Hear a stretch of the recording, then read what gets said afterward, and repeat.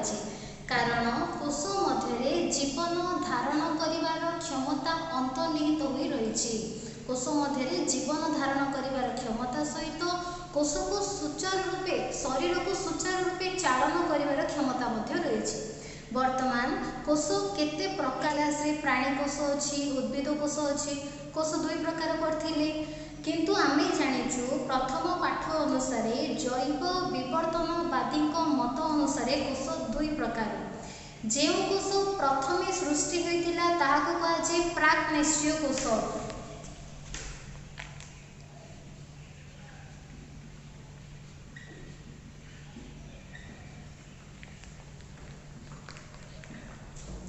जो कोष पर सृष्टि है विवर्तनर पर सृष्टि होती ताहाको कहाजे सुनिष्क्रिय कोष।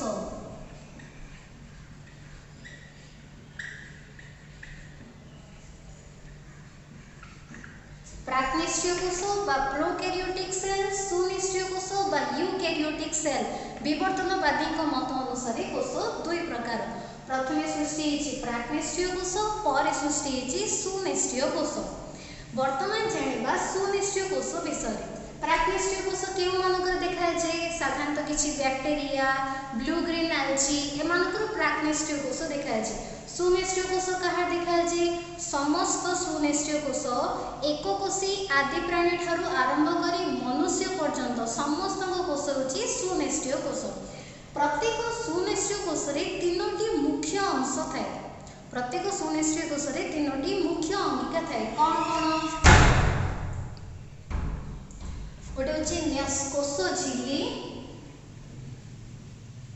कोष झिल्ली बा प्लाज्मा मेम्ब्रेन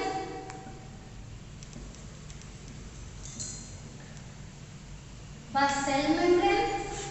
नेक्स्ट होछि कोष जीवक बा साइटोप्लाज्म। नेक्स्ट होछि हमर न्यष्टि बा न्यूक्लियस।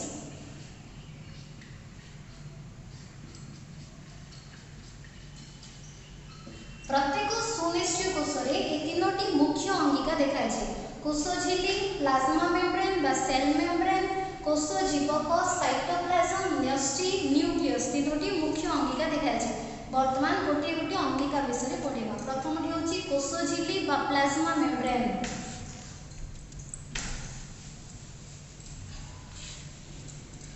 कोष झिल्ली प्रत्येक कोषर बाह्य आवरण होछि कोष झिल्ली। सेल मेम्ब्रेन और plasma membrane is the outer layer of animal cell. Animal cell रो बाह्य आवरण एहा उद्भिद कोष रे मध्य देखा जाए। उद्भिद कोषर बाह्य आवरण कोष भितिर इनर लेयर कोष भितिर तळे हमर रहिछि कोष झिल्ली। कोष झिल्ली साधारणतः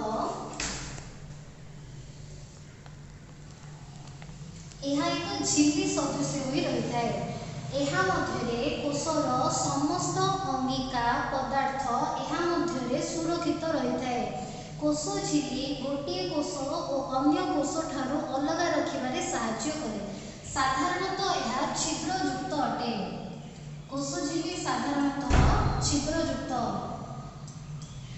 एहा मध्यकु समस्त पदार्थ यातायात करिपारे नाही। अर्थ कौन? आमे कौन करछु खाद्य ग्रहण करछु। खाद्य खाइला परे खाद्य सरलीकृत होछि। सेही सरलीकृत खाद्य रक्त माध्यम रे प्रत्येक कोष निकट रे पहुँचिला परे प्रोटीन युक्त केतेक प्रोटीन युक्त लिपिड युक्त पुष्टिसार स्नेहसार युक्त खाद्य अणु साधारणतः बड़ थाए। सेही बड़ बड़ अणु कोष छिद्र मध्य दे कोष झिल्लीर छिद्र मध्य दे भीतर को जाई पारे नाही। प्रोटीन और लिपिड युक्त खाद्य पदार्थ बड़ बड़ अणु होइतिबारु एहा कोष छिद्र दे भीतर को जाई पारे नाही। किंतु जल और श्वेतसार जातीय खाद्य अणु एही छिद्र दे कोष मध्य को यातायात करि पारे। कोष मध्य को केतेक निर्दिष्ट पदार्थ यातायात करथिबारु कोष झिल्ली को अर्ध पारगम्य झिल्ली कहा जाए बा सेमी परमेबल मेम्ब्रेन बा सिलेक्टिवली परमेबल मेम्ब्रेन कहा जाए।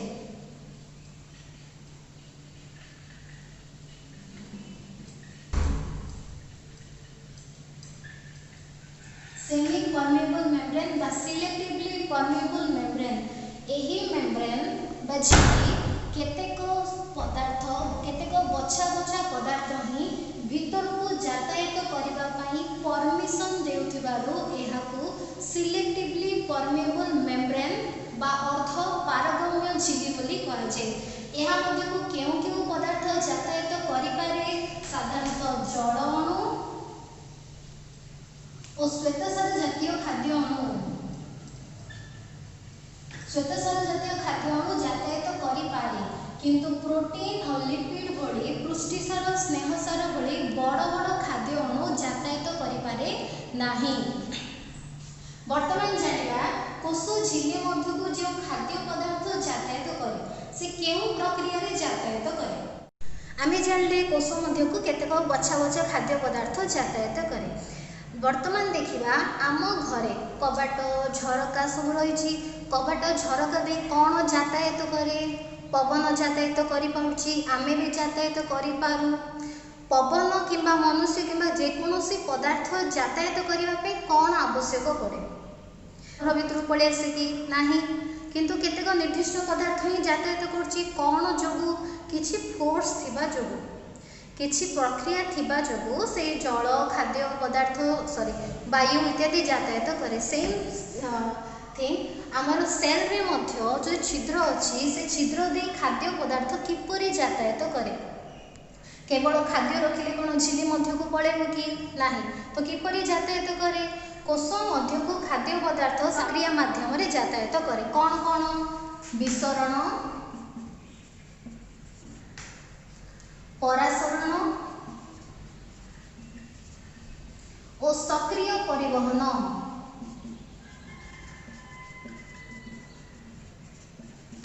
विसरण बा डिफ्यूजन,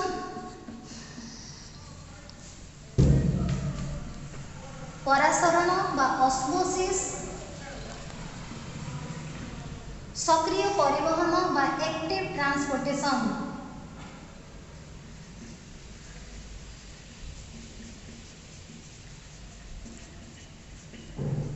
विसरण, परासरण, सक्रिय परिवहन ए तीनोटी प्रक्रिया दे कोष झिल्ली मध्य को खाद्य पदार्थ यातायात करे। प्रथमटी जानिबा विसरण। तुमे साइंस 1 रे पढिछ विसरण प्रक्रिया कौन? डिफ्यूजन कौन? कौनसी पदार्थर अन्य एक पदार्थ सह स्वतः मिश्रण को विसरण बोली कहा जाय। जानिथिबा तो विसरण प्रक्रिया रे किपरि यातायात करे कोष? आमे जानिछु कोष मध्य विभिन्न प्रकार अंगिका अछि। कोष मध्य जो अंगिका अछि, अंगिका माने प्रतिदिन कौन करंती? किछि कार्य करंती। कार्य कले सेथिरु कौन बाहरे? किछि अदरकारी पदार्थ मध्य बाहरे। कोष मध्य जो अदरकारी पदार्थ बाहरे ताहार नाम होछि कार्बन डाइऑक्साइड, अंगारकाम्ल। कोष मध्य जो अदरकारी पदार्थर निष्कासन हुए ताहार नाम होछि कार्बन डाइऑक्साइड। आमे प्रश्वास रे कौन नौ? आमे प्रश्वास रे ऑक्सीजन नौ। कोष को कौन आवश्यक? खाद्य तैयारी पाई ऑक्सीजन आवश्यक। कोष मध्यरु बाहरे कार्बन डाइऑक्साइड, कोष को दरकार ऑक्सीजन। आमे जेतेबेले प्रश्वास रे ऑक्सीजन नेलु ताहा रेड ब्लड सेल आरबीसी माध्यम रे एहा कोष पर्यंत पहुँचे। आरबीसी माध्यम रे ऑक्सीजन कोषर बाहर पर्यंत पहुँचला। भितरे कौन अच्छी? कार्बन डाइऑक्साइड अच्छी। जेतेबेले कार्बन डाइऑक्साइड रो परिमाण अधिक हो जिवो, जेतेबेले कार्बन डाइऑक्साइड रो कंसंट्रेशन बढ़ी जिवो, सेही समय रे कार्बन डाइऑक्साइड कोष छिद्र देई बाहर को चली आसे। बाहर थिबा ऑक्सीजन कोषर छिद्र देई भीतर को चली जाए। या हेउची विसरण प्रक्रिया। एथिरे कौन हला? दुईटी पदार्थर स्वतः मिश्रण हला। मिश्रण हेकी भितरे थिबा कार्बन डाइऑक्साइड बाहर को आसी गला, बाहर थिबा ऑक्सीजन भीतर को गला। बुझी पार्थुबा? कोष मध्य को खाद्य पदार्थ यातायात साधारणतः तीनोटी प्रक्रिया माध्यम रे करथाय। विसरण, परासरण, सक्रिय परिवहन। विसरण प्रक्रिया कौन? विसरण प्रक्रिया होची कोष मध्य जो अदरकारी गैसीय पदार्थ बाहर, गैसीय पदार्थ कार्बन डाइऑक्साइड डाइऑक्साइड कोष बाहर को छिद्र दे जाए और ऑक्सीजन छिद्र दे भीतर को आसे यह होची विसरण प्रक्रिया। साधारणतः जल मध्य अदरकारी जल मध्य विसरण प्रक्रिया रे कोष झिल्ली दे यातायात करि पारे। परे नेक्स्ट हमें पढ़िबा परासरण प्रक्रिया। परासरण कौन? विसरण प्रक्रिया रे जल अणु खाद्य अणु यातायात जल अणु गैसीय अणु यातायात करे कोष मध्य को, किंतु परासरण प्रक्रिया रे खाद्य अणु और जल अणु मध्य यातायात करे परासरण प्रक्रिया रे। परासरण प्रक्रिया मध्य से जेतेबेले बाहरे खाद्य अणुर परिमाण अधिक हो जाए सेतेबेले ताहा कोष झिल्ली देई कोष मध्य को यातायात करे, ताहा होची परासरण प्रक्रिया। Higher concentration to lower concentration area को यातायात करे, अधिक गाढ़ अंचल कम गाढ़ अंचल को यातायात करे। जदि बाहर खाद्य अणु अधिक अछि ताहा परासरण प्रक्रिया रे भीतर को यातायात करे, भीतर अदरकारी पदार्थ अधिक हो गला ताहा परासरण प्रक्रिया रे कोष बाहर को यातायात करिवो। विसरण प्रक्रिया रे जल अणु और गैसीय अणु, परासरण प्रक्रिया रे जल अणु और खाद्य अणु यातायात करे।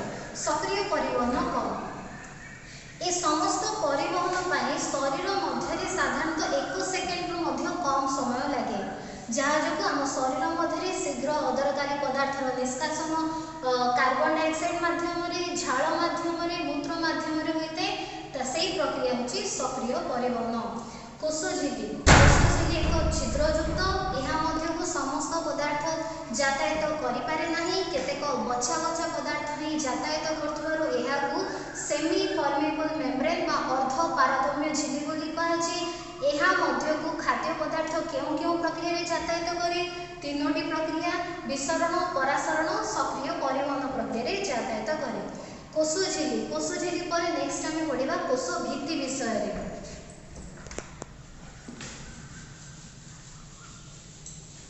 नेक्स्ट होची हमर कोष भित्ति सेल वॉल।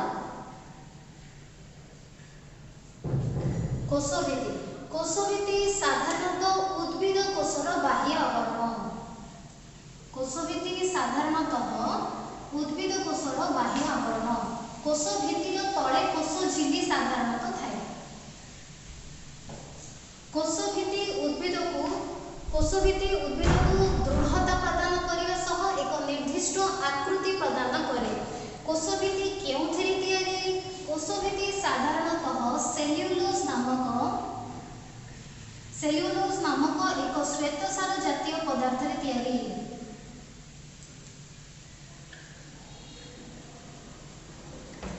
कोष भित्ति साधारणतः सेल्युलोज नामक एक श्वेतसार जातीय पदार्थ रे तयारी। कोष झिल्ली केउथिरे तयारी? कोष झिल्ली साधारणतः लिपोप्रोटीन नामक एक पदार्थ रे तयारी। कोष झिल्ली lipoprotein. Lipoprotein lipid plus protein, lipid माने स्नेहसार, प्रोटीन माने पुष्टिसार, एहा को नेकी कोष झिल्ली तयारी होइते। कोष भित्ति। कोष भित्ति जेपरि कोष झिल्ली मध्य को खाद्य पदार्थ केउ केउ प्रक्रिया रे गला? तीनोटी प्रक्रिया माध्यम रे। ठीक सेपरि कोष भित्ति मध्य को खाद्य पदार्थ प्लाज्मोलाइसिस प्रक्रिया माध्यम रे यातायात करे। प्लाज्मोलाइसिस प्रक्रिया में बड़ श्रेणी में पढ़िबा। प्लाज्मोलाइसिस प्रक्रिया माध्यम रे खाद्य पदार्थ यातायात करे। कोष भित्ति। प्राणी कोषर बाह्य आवरण कोष झिल्ली, उद्भिद कोषर बाह्य आवरण कोष भित्ति, किंतु बैक्टीरिया मानक कोषर बाह्य आवरण मध्य कोष। आमे पढ़िले प्रत्येक सुनिश्चय कोष रे केतोटी मुख्य अंगिका थाए? तीनोटी मुख्य अंगिका। कोन कोन? कोष झिल्ली, कोष जीवक, न्यष्टि। वर्तमान कोष झिल्ली विषय पढ़ी सारले, नेक्स्ट हमें पढ़िबा कोष जीवक विषय। कोष जीवक बा साइटोप्लाज्म। साइटोप्लाज्म। साइटोप्लाज्म कौन? देखुथिबा एहा एक उद्भिद कोष। उद्भिद कोषर बाह्य आवरण कौन हला? कोष भित्ति। कोष भित्ति ठारू आरंभ करी न्यष्टि पर्यंत, कोष भित्ति ठारू आरंभ करी न्यष्टि पर्यंत जेतिकी देखुथिबा अर्ध तरल पदार्थ, एथिरे जो येलो कलर दिया हिछि देखुथिबा ए अर्ध तरल पदार्थ को कहुए साइटोप्लाज्म। यह स्वच्छ गतिशील तरल किंबा अर्ध तरल अवस्था थाए। यह उपरे समस्त अंगिका माने भासी बुलती। कोष झिल्ली ठारू आरंभ करी न्यष्टि झिल्ली पर्यंत थिबा अर्ध तरल तरल गतिशील स्वच्छ पदार्थ को कहुए साइटोप्लाज्म बा कोष जीवक। यह मध्य समस्त अंगिका माने भासमान अवस्था थांती। साइटोप्लाज्म रे जो अंगिका देखा जाती ताहा साधारणतः दुई प्रकार अंगिका। गोटे होची जैविक अंगिका, अन्यटी होची अजैविक अंगिका। एक जैविक और अजैविक अंगिका देखा जाए। कोष मध्य जो अंगिका रही कौन कौन अंगिका अच्छी माइटोकॉन्ड्रिया, राइबोसोम, एंडोप्लाज्मिक रेटिकुलम विभिन्न अंगिका अच्छी। से समस्त अंगिका होचंती जैविक अंगिका।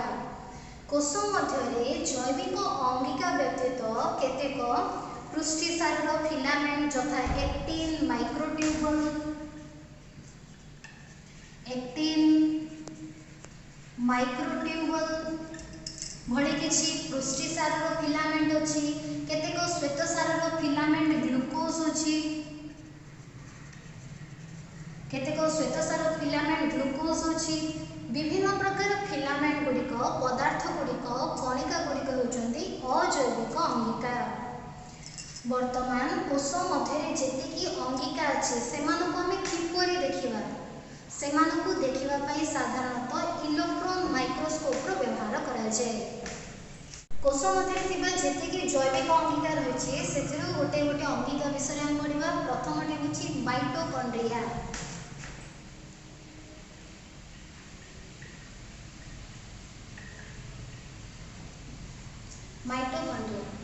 माइटोकॉन्ड्रिया केवल सुनिष्क्रिय कोष रे ही देखा जाए। तुम्हें कहबो सुनिष्क्रिय कोष रे काहेकि प्राकृष्क्रिय कोष रे काहेकि देखा जाए नहीं। साधारणतः जेनु अंगिका मानक चारिपटे आवरण थाए, आवरण थिबा समस्त अंगिका सुनिष्क्रिय कोष रे ही देखा जाए। माइटोकॉन्ड्रिया रो आकार साधारणतः काकुड़ी बा सिलिंडर आकृतिर होइथाय। यार आकार साधारणतः काकुड़ी बा सिलिंडर आकृतिर। माइटोकॉन्ड्रिया रो बाह्य आवरण छिद्रयुक्त। माइटोकॉन्ड्रिया रो बाह्य आवरण छिद्रयुक्त थाए। माइटोकॉन्ड्रिया रो आवरण साधारणतः दुई स्तरीय। बाह्य आवरण छिद्रयुक्त, अंतः आवरणटी आंगुठी भली भितरकू पसि जाई थाए।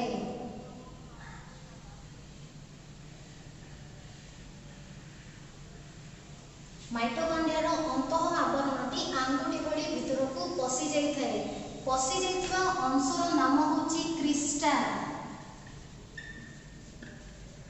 पसि जाइथिबा अंशर नाम होची क्रिस्टा।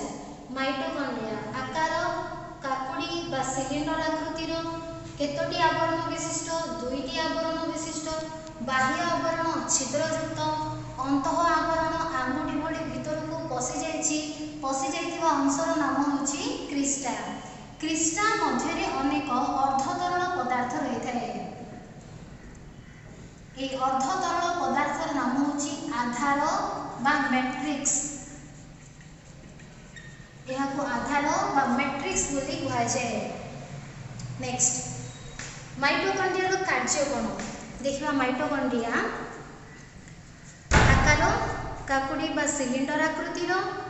बाह्य आवरणटी छिद्रयुक्त, अंतः आवरणटी आंगुठी भली भितरकू पसि जाइछि। पसि जाइथिबा अंशर नाम होछि क्रिस्टा। क्रिस्टा मध्य जो आधार रही जो अर्धतरल पदार्थ रही तार नाम आधार बा मैट्रिक्स बोली कहा जाए। वर्तमान माइटोकॉन्ड्रिया रो कार्य कोन? यह कोष मध्य केउ कार्य करे? माइटोकॉन्ड्रिया रो क्रिस्टा ठारे समस्त श्वेतसार जातीय खाद्य अणु। मन दे सुनिबा। माइटोकॉन्ड्रिया रो क्रिस्टा ठारे समस्त श्वेतसार जातीय खाद्य अणु। श्वेतसार रो संकेत कोन? C6H12O6। समस्त श्वेतसार जातीय खाद्य अणु अम्लजान द्वारा भांगी जाए। यह अम्लजान द्वारा भांगी जाए। भांगी की से कोथरे परिणत हुए? शक्ति रे परिणत हुए। आमे पढ़िथिले छोट श्रेणी रो श्वेतसार जातीय जातीय खाद्य अणु को कौन प्रदान करे शक्ति प्रदान करे किपरि माइटोकॉन्ड्रिया द्वारा माइटोकॉन्ड्रिया रे जो फोल्ड अंश अछि क्रिस्टा अछि क्रिस्टा ठारे श्वेतसार जातीय खाद्य अणु अम्लजान द्वारा भांगी जाए भांगी सेथिरु शक्ति बाहरे शक्तिर नाम होछि ATP ATP adenosine triphosphate adenosine triphosphate नामक एक शक्ति बाहरे सब बेले शक्ति किछि मुद्रा आकार रे संचित होय प्रत्येक शक्ति आमे देखि पारु नथिबा किंतु प्रत्येक शक्ति मुद्रा आकार रे संचित होय जेपरि आलोक शक्ति जेउथरे संचित होय एमे ताको फोटोन बोली कहू ठीक से परि आम शरीर रो जे शक्ति बाहरे से एटीपी नामक मुद्रा आकार रे एक कॉइन आकार रे संचित होय माइटोकॉन्ड्रिया रो कोन बाहरिला माइटोकॉन्ड्रिया रो क्रिस्टल रो कोन बाहरिला शक्ति जागृत होला जेहेतु माइटोकॉन्ड्रिया रो शक्ति तयारी होछि तेणु माइटोकॉन्ड्रिया को कोषर शक्ति केंद्र बोली कहा जाए माइटोकॉन्ड्रिया कोषर शक्ति केंद्र बा power house of the cell कहा जाए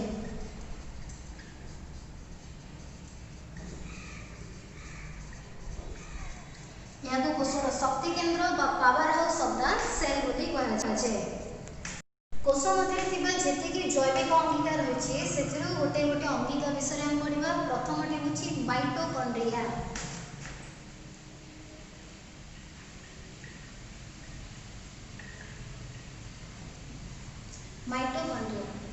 माइटोकॉन्ड्रिया केवल सुनिष्क्रिय कोष रे ही देखा जाए तुमे कहबो सुनिष्क्रिय कोष रे काहे कि प्राकृष्क्रिय कोष रे काहे कि देखा जाए नाही साधारणतः जेनु अंगिका मानक चारिपटे आवरण थाए आवरण थिबा समस्त अंगिका सुनिष्क्रिय कोष रे ही देखा जाए माइटोकॉन्ड्रिया रो आकार साधारणतः काकुड़ी बा सिलिंडर आकृतिर होइथाए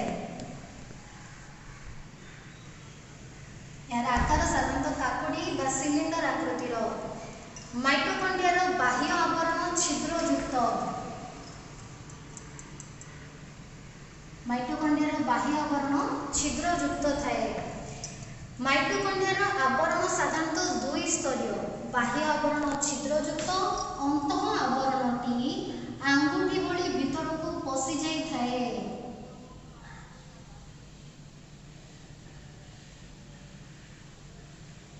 माइटोकॉन्ड्रिया रो अंतः आवरणटी आंगुठी भली भीतर को पसि जाई थाए पसि जाइथिबा अंशर नाम होछि क्रिस्टा पसि जाइथिबा अंशर नाम होछि क्रिस्टा माइटोकॉन्ड्रिया आकार काकुड़ी बा सिलिंडर आकृतिर केतोटी आवरण विशिष्ट दुईटी आवरण विशिष्ट बाह्य आवरण छिद्रयुक्त अंतः आवरण आंगुठी भली भीतर को पसि जाइथिबा अंशर नाम होछि क्रिस्टा क्रिस्टा मध्य रे अनेक अर्धतरल पदार्थ रही थाए ए अर्धतरल पदार्थर नाम होछि आधार बा मैट्रिक्स यह को आधार बा मैट्रिक्स बोली कहा जाए नेक्स्ट माइटोकॉन्ड्रिया रो कार्य कोन देखिबा माइटोकॉन्ड्रिया आकार काकुड़ी बा सिलिंडर आकृतिर बाह्य आवरणटी छिद्रयुक्त अंतः आवरणटी आंगुठी भली भीतर को पसि जाइथिबा अंशर नाम होछि क्रिस्टा क्रिस्टा मध्य रे जो आधार रही जो अर्धतरल पदार्थ रही ता नाम आधार बा मैट्रिक्स बोली कहा जाए वर्तमान माइटोकॉन्ड्रिया रो कार्य कोन यह कोष मध्य रे केउ कार्य करे माइटोकॉन्ड्रिया रो क्रिस्टा रे समस्त श्वेतसार जातीय खाद्य अणु मन दे सुनिबा माइटोकॉन्ड्रिया रो क्रिस्टा रे समस्त श्वेतसार जातीय खाद्य अणु श्वेतसार रो संकेत कोन C6H12O6 समस्त श्वेतसार जातीय खाद्य अणु अम्लजान द्वारा भांगी जाए यह अम्लजान द्वारा भांगी जाए भांगी की से कोथरे परिणत हुए शक्ति रे परिणत हुए आमे पढ़िथिले छोट श्रेणी रो श्वेतसार जातीय खाद्य अणु को कौन प्रदान करे शक्ति प्रदान करे किपरि माइटोकॉन्ड्रिया द्वारा माइटोकॉन्ड्रिया रे जो फोल्ड अंश अछि क्रिस्टा ठारे श्वेतसार जातीय खाद्य अणु अम्लजान द्वारा भांगी जाए भांगी सेथिरु शक्ति बाहरे शक्तिर नाम होची ATP. ATP adenosine triphosphate. Adenosine triphosphate नामक एक शक्ति बाहर सब बेले शक्ति किछि मुद्रा आकार रे संचित हुए। प्रत्येक शक्ति आमे देखि पारु नथिबा किंतु प्रत्येक शक्ति मुद्रा आकार रे संचित हुए। जेपरि आलोक शक्ति जेउथरे संचित हुए एमे ताको फोटोन बोली कहू। ठीक से परि आम शरीर रो जे शक्ति बाहर से एटीपी नामक मुद्रा आकार रे एक कॉइन आकार रे संचित हुए। माइटोकॉन्ड्रिया रो कोन बाहरिला? माइटोकॉन्ड्रिया रो क्रिस्टल रो कोन बाहरिला? शक्ति जागृत होला। जेहेतु माइटोकॉन्ड्रिया रो शक्ति तैयारी होची तेणु माइटोकॉन्ड्रिया को कोषर शक्ति केंद्र बोली कहा जाए। माइटोकॉन्ड्रिया कोषर शक्ति केंद्र बा power house of the cell कहा जाए।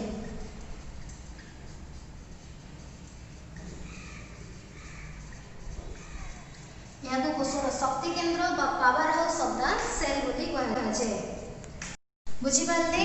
माइटोकॉन्ड्रिया रो क्रिस्टल रे श्वेतसार जातीय खाद्य अणु काहा द्वारा भांगिला?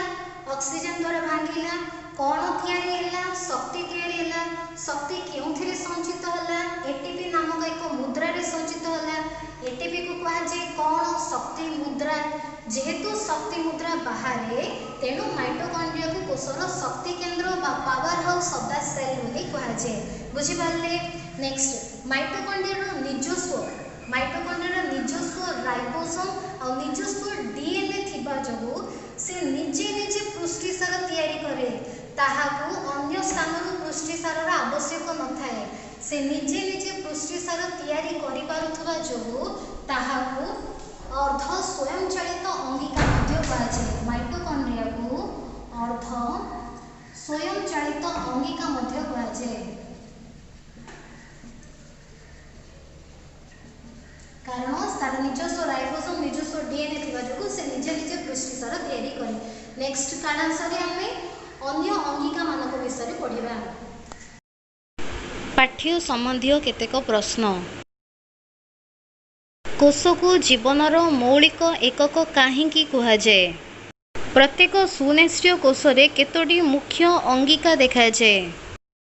कोष झिल्ली को अर्ध पारगम्य झिल्ली बा सेमी परमेबल मेम्ब्रेन काहींकी कुहा जाए? कोष मध्य को खाद्य पदार्थ केउं केउं प्रक्रिया रे यातायात करे? कोष जीवक कण एथिरे केउं केउं प्रकार अंगिका मान देखा जाए? माइटोकॉन्ड्रिया रो आकार किपरि? माइटोकॉन्ड्रिया को कोषर शक्ति केंद्र काहींकी कुहा जाए? माइटोकॉन्ड्रिया को कोषर अर्ध स्वयंचालित अंगिका मध्य काहींकी कुहा जाए?